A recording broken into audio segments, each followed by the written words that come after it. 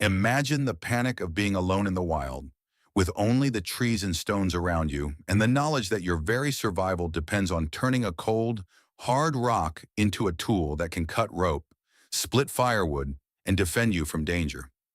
That raw, primal question, what would you do when modern comforts disappear? I'm going to walk you through exactly how our ancestors turned simple stones into a sharp knife and a sturdy axe, step by step, using nothing but what nature provides. If you're curious how a raw stone can become a survival axe, smash that like button. Let's get into it. I've spent more than a decade studying ancient technologies, living off-grid in remote mountains, and practicing the art of making tools the way our forebears did. From the earliest chipped flakes found at ancient riverbeds to the polished hand axes that shaped the course of human history, stone tools were the foundation of civilization. Without a knife to skin an animal or an axe to fell a tree, early humans would never have built shelter, crafted clothing, or expanded beyond the savannah. Today we'll follow that same path, but with a modern eye for safety and respect for the environment. First, we need to find the right stone. Not every rock will do. The stone must be hard enough to hold a sharp edge, yet brittle enough to fracture in a predictable way. We head out into the forest, eyes scanning the ground for signs of quartzite, flint, chert, or basalt, materials that produce a conchoidal fracture, the kind that breaks cleanly like glass. I carry a small hand lens, the size of a thumb, asked to examine the grain and see how the stone reacts when struck. When you hold a piece up to the light, you'll notice a glossy sheen on flint and a subtle translucence that hints at its internal structure. Those are good signs. Safety is paramount. Even though we're using primitive methods, a misthrown hammer or an unexpected chip can cause serious injury. I always wear sturdy gloves, safety glasses, and a hat to keep branches and debris away from my face. Before we lift any stone, we clear the area of loose sticks and animal tracks, making sure there's nothing that could surprise us as we work. After a careful walk, I spot a 5-inch piece of quartzite perched on a low ledge, its natural shoulder already hinting at a place where a handle could be fitted. Its weight feels solid, about 300 grams, and the surface is free of deep cracks that could cause the blade to shatter later. This is the blank will turn into both a knife and an axe. I slip a simple sling made from a long piece of bark around the stone, allowing me to carry it without risking a dropped stone that could damage the surrounding flora. Now that we have the perfect blank, we head back to a cleared workspace, a flat stone slab that will serve as our anvil. The next phase is flint knapping, the ancient technique of shaping stone by striking it with a harder object. I lay out my toolkit, an antler hammer, a copper billet for finer work, a soft stone pressure flaker, and a leather pad to protect the working surface. The antler hammer provides the force needed to remove large flakes, while the copper billet lets us refine edges without cracking the stone. The pressure flaker is essential for creating the final, razor-thin edge that will turn this raw chunk into a functional blade. We begin by positioning the stone on the leather pad, aligning the natural grain so that each strike follows the direction of the stone's internal planes. With a controlled swing, I tap the antler hammer against the edge, watching a thin, glossy flake peel away. The sound, a crisp pop, echoes through the quiet woods, a reminder that we're reshaping the very material that has survived for millennia. Each removal is deliberate. We aim to thin the edge gradually, maintaining a symmetrical shape that will eventually become the cutting edge of our knife. As the stone thins, we switch to the copper billet for more precise removals. The metal's softer nature allows us to chip away without causing deep fractures. I focus on shaping a pointed tip for the knife and a broader wedge-shaped edge for the axe head. The process is meditative, each strike a conversation between mind, hand, and stone. I pause occasionally to check the angle of the edge, ensuring it stays within a 30-degree range for optimal cutting performance. Too steep, and the blade becomes dull quickly. Too shallow, and it won't hold a reliable edge. When the blade reaches its final form, a sleek knife point on one side and a sturdy chopping edge on the other. I move to the pressure flaker. I press the tip of the flaker against the edge, applying steady pressure until a tiny hair-thin flake lifts away, revealing a microscopically sharp edge. This is the moment where the stone truly becomes a tool, ready to slice, carve, and chop. If this is blowing your mind, hit subscribe and let's keep exploring together.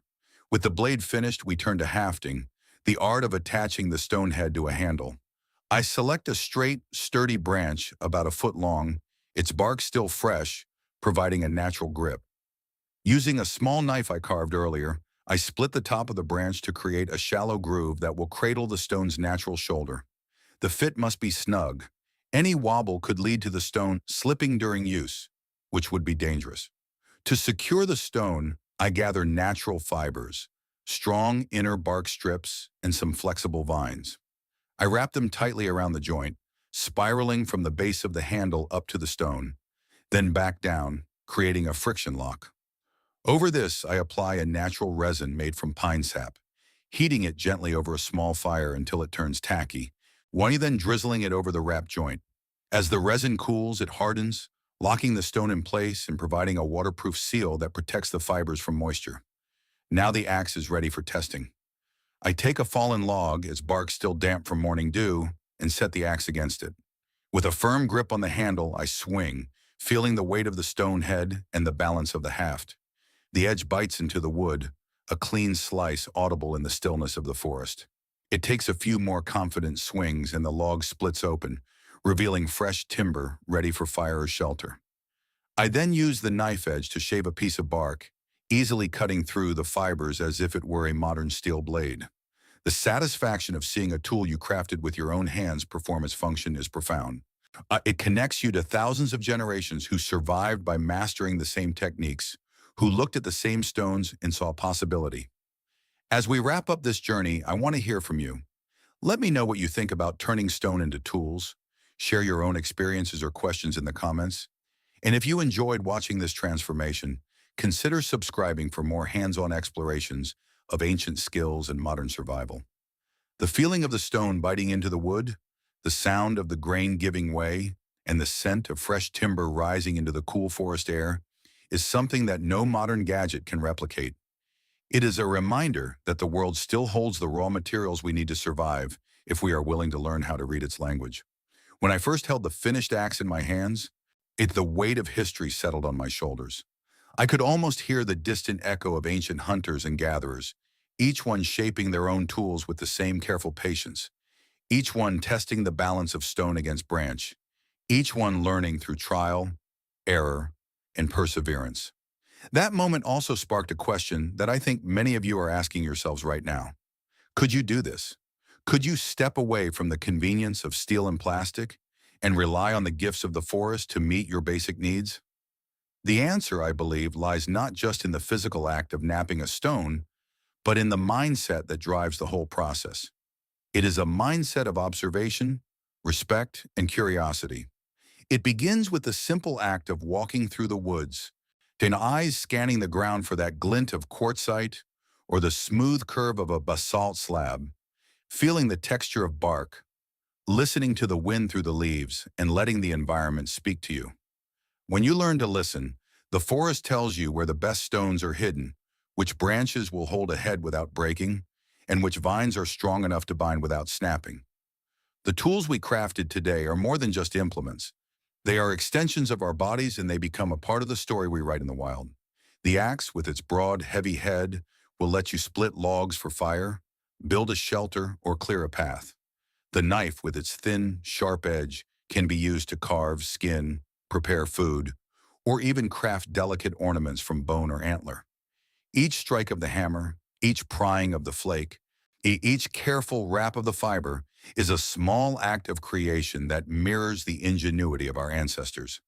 When you finish a tool, you are not just holding a piece of stone, you are holding a piece of human history, a continuation of a tradition that stretches back tens of thousands of years. Now that we have seen the axe in action, let's turn our attention to the knife. The knife's blade was shaped from the same stone, but its geometry required a different approach. While the axe needed a thick, robust edge to withstand the impact of chopping, the knife demanded a finer, more acute angle to slice cleanly.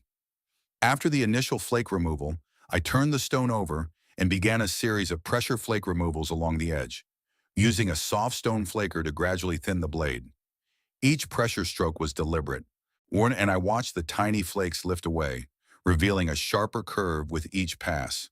The process required steady hands and a keen eye, because a single misstep could either overthin the edge or cause it to break. Once the blade reached the desired thickness, I moved on to the final polishing stage. I gathered a smooth river stone, its surface worn by centuries of water flow, and gently rubbed the edge along its face. This not only removed any remaining microfractures, but also gave the blade a subtle sheen that catches the light when the sun filters through the canopy. The result was a knife that could glide through a rope with the same ease as a modern steel blade, yet retain the raw, tactile feel of stone. Or the next challenge was to attach the knife to a handle that would feel comfortable in the hand and provide enough leverage for precise work. I selected a slender, flexible sapling that had recently shed its bark, exposing a smooth, slightly curved shaft. After stripping a small section of bark, I carved a shallow groove near the tip, mirroring the notch I had created for the axe. The stone's natural shoulder fits snugly into this groove, and I used the same combination of inner bark fibers and pine resin to bind and seal the joint. When the resin hardened, the knife felt secure, and the balance of the blade in my hand was perfect for delicate tasks. Testing the knife was a revelation. I sliced through a piece of dried cattail, the fibers parting cleanly without tearing. I shaved a thin strip of bark from a nearby cedar, the blade gliding smoothly, leaving a clean edge that could be used to start a fire by friction. I even used the tip to carve a small notch into a piece of soft wood, demonstrating the precision that a well-crafted stone knife can offer. Each of these simple actions reinforced the notion that with the right technique, stone tools can be as effective as their modern counterparts for many essential tasks. Beyond the practical aspects, there is a deeper, almost spiritual connection that emerges when you craft tools from the earth itself. The act of shaping a stone into a functional object is a dialogue between human intention and natural material. The stone, with its inherent properties, guides you, offering resistance, offering clues about where it will break, where it will hold, where it will thrive. In return, you offer your knowledge, she your patience and your respect. This partnership is something that modern mass-produced items often lack, and it is a relationship that can teach us humility, ingenuity, and resilience. As we stand here, surrounded by the quiet hum of insects and the rustle of leaves, I can't help but think about how this knowledge could be shared with others. Imagine a community where people gather around a fire, each bringing a stone they found, each learning the art of flint knapping together, each swapping stories of how their tools helped them survive a night in the woods or build a shelter for a family. This is not just a survival skill, it is a cultural practice that builds bonds, preserves heritage, and empowers individuals to become self-reliant. In the days ahead, I plan to explore more of these ancient techniques. We will look at how to make fire-starting tools from stone, how to fashion simple fishing hooks from bone, how to construct shelters using only natural materials, and how to identify edible plants and medicinal herbs that can sustain us when the modern world is out of reach. Each episode will build upon the foundation we have laid here, deepening our understanding of how to live in harmony with the natural world. If you found this journey into stonecraft fascinating, I would love to hear about the moments that resonated most with you. Did the sound of the stone striking the hammer spark a memory of a campfire you once attended? Did the moment the axe split the log make you feel a surge of confidence? Share your thoughts, questions, and any experiences you have had with primitive tools in the comments below. Your stories add richness to this exploration, and together we can create a vibrant community of modern-day pioneers. For those of you who feel inspired to try this yourself, remember that safety is paramount. Always wear sturdy gloves and eye protection when handling sharp flakes, and work in a well-ventilated area away from dry brush that could ignite. Start with smaller, softer stones such as chert or flint before moving on to harder materials, and practice pressure flaking on a scrap piece first to get a feel for the technique. Take your time, and don't be discouraged by mistakes. Each fracture teaches you something new about the stone's behavior. If you have any specific tools you'd like to see crafted in future videos, let me know. Perhaps a spear tip for hunting, a grinding stone for processing grains, or even a simple bow for archery. Your suggestions help shape the direction of this channel, and I'm eager to dive into the topics that matter most to you. Before we part, I want to take a moment to thank you for joining me on this hands-on adventure. The process of turning a raw stone into a functional axe and knife is a microcosm of what it means to be human, curious, inventive, and capable of shaping the world around us. By sharing this knowledge, I hope to inspire a renewed appreciation for the resources that surround us and the skills that have kept our ancestors alive for millennia. If this video sparked a sense of wonder or gave you a new perspective on what's possible with just a stone and a branch, consider giving it a thumbs up. Your support helps the channel grow and allows me to keep exploring these timeless crafts. Sean, and if you haven't already, hit the subscribe button and ring the notification bell so you won't miss the next episode where we'll delve into fire making without matches, using only the friction of wood and the spark of flint. Until then, keep exploring, stay curious, and remember that the wild holds endless opportunities for those who look closely enough. The next time you walk through a forest, pause for a moment and imagine the hidden potential in every rock, every twig, every leaf. You never know when that quiet observation might become the key to survival, creativity, or simply a deeper connection with the world around you. What do you think about the power of stone tools in today's world? Share your thoughts below, and let's keep the conversation going. I'm looking forward to hearing your stories, answering your questions, and learning together as we continue this journey into the heart of human ingenuity. And as the sun begins its slow descent behind the canopy, the shadows lengthen, reminding us that every day in the wild is a lesson in timing. The axe I crafted earlier now rests against a fallen cedar, its edge still gleaming with the faint sheen of fresh fracture. When I lean in to feel the weight of the head, I can almost hear the echo of ancient hands, of people who once stood where I am, eyes narrowed against the wind, minds focused on turning raw stone into a tool that could mean the difference between a full belly and an empty one. That connection across millennia is something I find both humbling and exhilarating, and it's a feeling I hope you can experience for yourself. Think for a moment about the simple act of striking stone against stone. In our modern world, we often rely on machines that do the work for us, yet here we are, using a piece of antler and a carefully chosen flake to coax a blade from a rock. The process demands patience, an eye for detail, and a willingness to accept that mistakes are part of the journey. When a chip breaks off in an unexpected direction, it's not a failure, but a data point, a clue about the grain, the tension, the angle of impact. Over time, those clues become a language you learn to read, a conversation between your hand and the material. If you've ever tried a new craft, you know that early attempts can feel clumsy. The key is to stay present, to notice the subtle sounds of the stone, the way the flake lifts, the faint vibration that travels up your wrist. Those sensations become guiding lights, leading you toward a sharper edge. How about a sturdier haft, a more confident strike?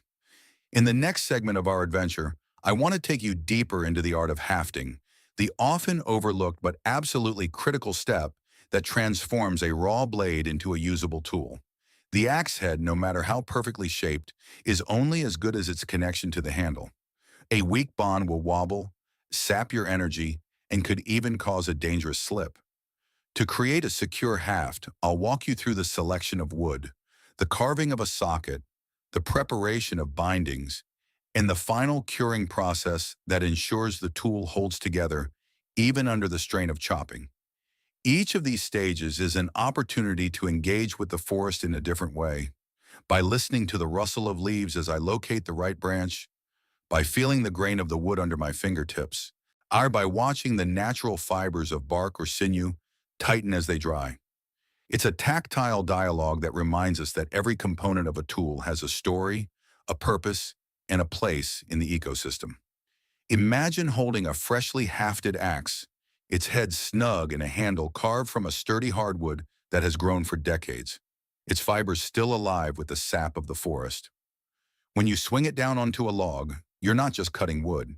You're honoring a chain of relationships that began with a rainstorm that nourished the tree, a lightning strike that split the rock, and the patient hands that shaped both. That awareness can transform even the most mundane task into a meditation, a moment of gratitude for the resources that surround us. Well, it is this mindset that I hope to cultivate in each episode, an invitation to see the world not as a backdrop, but as an active participant in our survival, creativity, and growth. Now let's talk about the testing phase, the moment where theory meets reality. After the haft is secured, I'll demonstrate how to balance the axe, how to adjust the grip, and how to execute a clean strike that splits the wood cleanly without excessive force. I'll also show you how to sharpen the edge using a simple sandstone slab, a technique that has been passed down through countless generations. The sharpening process is a lesson in humility. You quickly learn that a blade that feels sharp one moment can become dull the next if you neglect proper maintenance.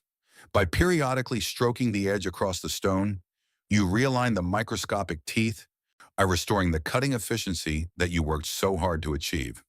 This ritual of upkeep is a reminder that tools, like relationships, require ongoing care and attention. When the first chip flies off and the wood gives way, there's a surge of satisfaction that's hard to describe. It's a mix of triumph, relief, and a quiet awe at the fact that a stone I found on the forest floor, a piece of wood I harvested responsibly, and a few simple techniques can together accomplish something as fundamental as felling a tree. That feeling is what drives me back to the woods again and again, and it's what I hope to share with you. If you ever find yourself in a situation where you need to improvise, remember that the principles we practice today, observation, preparation, patience, and respect, are universally applicable. Whether you're building a shelter, starting a fire, or navigating unfamiliar terrain, those same skills will guide you. Let's pause for a moment and reflect on the broader implications of mastering primitive technologies. In an age where we're constantly connected to screens and reliant on complex supply chains, returning to basics can feel like a radical act. Yet it's also an act of empowerment. By learning to create tools from the earth itself, we reclaim a part of our heritage that modern conveniences have pushed to the margins. We become less dependent on external systems and more attuned to the rhythms of the natural world. This knowledge can be a safeguard in emergencies, but it also fosters a deeper appreciation for the environment, inspiring stewardship and responsible use of resources. I'd love to hear from you about moments when you've had to rely on simple, self-made solutions. Have you ever built a shelter from branches and leaves? Have you crafted a fishing hook from bone or a spear from a sturdy sapling? Share those stories in the comments, and let's create a community of modern-day pioneers who value ingenuity and resilience. Your experiences can inspire others to try their hand at these crafts, and together we can build a repository of practical knowledge that benefits everyone. Looking ahead, there are several pathways we can explore together. One idea that's been buzzing in my mind is a deep dive into the art of firemaking without matches, using only friction and flint sparks. Another possibility is a tutorial on constructing a simple bow, complete with a self-made arrow shaft and fletching from feathers. We could also venture into the world of natural adhesives, learning how to extract resin from pine trees and combine it with charcoal to create a strong, biodegradable glue. Each of these topics builds upon the foundation we've laid today, expanding our toolkit and deepening our connection to the environment. If any of those ideas spark your curiosity, let me know. Your feedback shapes the direction of this channel, and I'm eager to tailor future content to the questions and interests that matter most to you. Perhaps you have a specific challenge you'd like to see tackled. Maybe building a portable water filter from sand and charcoal, or crafting a simple loom for weaving natural fibers. By sharing your thoughts, you become an active participant in the creative process. And together we can explore the endless possibilities that lie within the wilderness. Before we wrap up, I want to address a common concern that many newcomers have when they first encounter stoneworking: safety. While the tools we've discussed are remarkably effective, they can also be unforgiving if mishandled. Always wear protective eyewear when striking stone, keep your fingers clear of the impact zone, and work over a stable surface to prevent unwanted movement. When shaping a handle, use a sturdy workbench or a flat rock as a base, and never rush the carving process. Slow, deliberate strokes reduce the risk of splintering or losing control. If you're practicing flint knapping, start with smaller pieces of stone to develop your technique before moving on to larger, more valuable blanks. Remember, the goal is to enjoy the process, not to push yourself into danger for the sake of speed. I also encourage you to respect the ecosystems you explore. When collecting stones, choose ones that are already loose on the ground, rather than extracting them from living landscapes. Harvest wood from fallen branches or trees that have naturally died, and always leave enough material behind for wildlife to continue thriving. By treading lightly, we preserve the very resources that make these projects possible, ensuring that future generations can also learn from the land. Now, as we close today's journey, take a moment to look around you. Feel the bark beneath your palm, listen to the distant call of a bird, watch the sun filter through the canopy. In that stillness, imagine the countless generations before us who walk these same paths, who learned to read the signs of stone and wood, who survived because they could turn the world's raw gifts into tools of necessity. Their legacy lives on in each strike, each carve, each thoughtful pause. By engaging with these practices, we honor that lineage and keep the flame of human ingenuity burning bright. If you found any part of this adventure inspiring, consider giving the video a thumbs up. It's a simple gesture that helps the channel grow, allowing us to bring more hands-on explorations to you. And if you haven't already, click the subscribe button and tap the notification bell. This way you won't miss the upcoming episode on fire making, where we'll experiment with bow drills, hand drills, and the timeless spark of flint on steel. There's a whole world of primitive skills waiting to be uncovered, and each new video builds upon the foundation we've set together. Until our next trek, keep your senses sharp, your mind curious, and your heart open to the possibilities that lie hidden in every rock, every branch, every breath of wind. The wilderness is not just a backdrop, it's a living classroom, an endless source of challenges and rewards. By learning to work with its gifts, you not only become more self-sufficient, but you also develop a deeper respect for the delicate balance that sustains us all. So what do you think about the role of stone tools in modern life? Do you see them as purely historical curiosities or as practical skills that can still make a difference today? Share your perspective below, and let's keep the conversation alive. I'm excited to read your thoughts, answer your questions, and perhaps even try some of your suggestions in future episodes. Thank you for joining me on this hands-on adventure, for watching each step unfold, and for being part of a community that values curiosity, resilience, and a genuine connection to the natural world. Until we meet again, stay safe, stay inventive, and remember, the next time you walk through a forest, pause for a moment and imagine the hidden potential in every rock, every twig, every leaf. You never know when that quiet observation might become the key to survival, creativity, or simply a deeper connection with the world around you. Keep exploring, keep learning, and keep sharing your journey with us. And as the sun dips lower, casting those long amber shadows that dance across the forest floor, you might find yourself wondering how many generations before us walked the same path, feeling the same weight of a stone in their palm, listening to the same crack of a branch as they tested their newly forged edge. It's a humbling reminder that the skills we explore today are not just a hobby or a novelty, they are a thread that ties us to the very fabric of human history.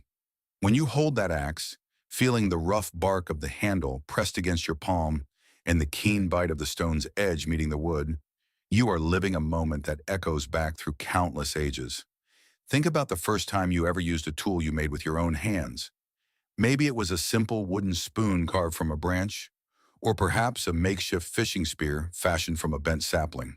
That sense of accomplishment, that surge of pride, is exactly what we aim to capture with each project.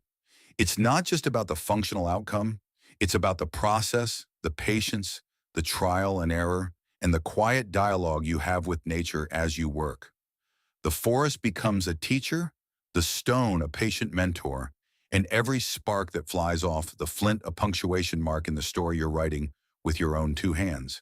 If you've ever felt the thrill of a spark catching on steel, or the satisfying thunk of a stone striking a piece of wood, you know that those moments are more than just sensory experiences. They are gateways to a deeper understanding of cause and effect, of how the smallest adjustments, changing the angle of a strike, applying a little more pressure, or simply waiting for the right moment, can transform a raw fragment into a reliable tool.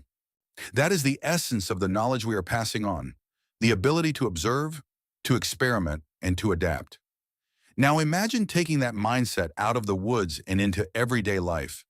The same principles that guided you to shape a blade can help you tackle challenges at work, in relationships, or in personal projects. When faced with a problem that seems insurmountable, you might recall the methodical steps you followed while napping. Assess the material, plan your approach, execute with care, and be ready to adjust as you go. This mindset of deliberate, hands-on problem solving is a powerful skill set that transcends the wilderness and empowers you to navigate the complexities of modern living. I'd love to hear about the moments when you've applied a primitive skill to a contemporary situation. Have you ever used a simple cordage technique to fix something around the house? Did a makeshift shelter you built during a weekend hike inspire a new approach to organizing your workspace? Share those stories in the comments below because each experience adds a new layer to our collective understanding of how ancient wisdom can illuminate today's challenges. Looking ahead, there are so many other pathways we can explore together. One idea that's been buzzing in my mind is a deep dive into natural adhesives, how our ancestors harnessed plant resins, animal sinew, and even the sap of certain trees to bind stone, wood, and bone together. Imagine creating a sturdy haft for a spear using nothing but the resources that grow right beneath our feet, learning the subtle art of heating, mixing, and applying these natural glues. And another avenue could be the art of fire making without modern lighters, revisiting the bow drill, hand drill, and even the fire plow, each with its own rhythm and technique. The challenge of coaxing a flame from raw friction is a perfect complement to the tactile satisfaction of shaping stone, and together they form the core triad of survival skills: cutting, striking, and heating. If any of those ideas spark your curiosity, let me know. Your feedback shapes the direction of the channel, and I'm always eager to tailor the next adventure to the interests of the community. Perhaps you have a particular environment you'd like to explore: a desert, a coastal shoreline, a high-altitude meadow, each presenting its own unique set of materials and obstacles. By suggesting a location, you give me the chance to demonstrate how the same fundamental principles can be adapted to different ecosystems, reinforcing the versatility of these techniques. Beyond the practical side, there's also a philosophical layer to all of this. When we engage directly with the raw elements of the earth, we are reminded of our place within a larger web of life. The stone we strike, the wood we carve, the fire we coax, all are components of a living system that we both depend on and influence. This awareness fosters a sense of stewardship. It encourages us to treat the environment not as a backdrop, but as a partner. By learning to work with what nature offers, we develop a humility that can inform how we make choices about consumption, waste, and conservation in our daily routines. In that spirit, I've been experimenting with ways to minimize the ecological footprint of our projects. For instance, when selecting stones, I prioritize those that have already been exposed by natural erosion, rather than extracting fresh material from a quarry. When gathering wood for handles, I look for fallen branches or dead trees, rather than cutting live growth. Even the cordage I use is often derived from bark stripped from already fallen limbs. These small decisions add up, reinforcing a philosophy of take only what is offered and give back whenever possible. If you have tips on sustainable sourcing, I'd love to hear them. Perhaps you've discovered a particularly abundant source of natural fibers, or you know of a method to recycle old tools into new ones. As we wrap up this segment, I want to take a moment to thank each of you for being part of this journey. Your curiosity fuels the fire that drives us to explore, experiment, and share. Every like, every comment, every suggestion is a piece of the puzzle that helps us build a richer, more connected community. If you haven't already, consider tapping the like button now.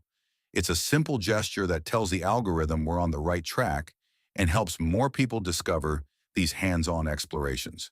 And if you feel inspired to stay updated on future projects, hitting the subscribe button and turning on notifications ensures you won't miss the next deep dive into fire making, natural adhesives, or perhaps a foraging expedition where we turn wild edibles into nourishing meals. Before we part ways, I'd like to leave you with a small challenge. The next time you find yourself outdoors, whether it's a park, a backyard, or a remote trail, pause and examine the stones, the branches, the leaves around you. Identify one object that could serve a purpose: a stone with a sharp edge, a sturdy twig that could become a lever, or a piece of bark that might act as a natural strap. Spend a few minutes visualizing how you could transform that raw material into something useful. Even if you don't act on it immediately, the exercise sharpens your observational skills and keeps the ancient mindset alive in a modern world. Remember, the power of these skills lies not only in their practicality, but also in the sense of empowerment they provide. Knowing that you can create a functional tool from the earth itself is a reminder that you are capable, resourceful, and adaptable. It's a confidence that carries over into every facet of life, encouraging you to tackle problems with creativity and resilience. So what do you think about the role of stone tools in modern life? Do you see them as purely historical curiosities or as practical skills that can still make a difference today? Share your perspective below, and let's keep the conversation alive. I'm excited to read your thoughts, answer your questions, and perhaps even try some of your suggestions in future episodes. Thank you again for joining me on this hands-on adventure, for watching each step unfold, and for being part of a community that values curiosity, resilience, and a genuine connection to the natural world. Until we meet again, stay safe, stay inventive, and remember, the next time you walk through a forest, just pause for a moment and imagine the hidden potential in every rock, every twig, every leaf. You never know when that quiet observation might become the key to survival, creativity, or simply a deeper connection with the world around you. Keep exploring, keep learning, and keep sharing your journey with us.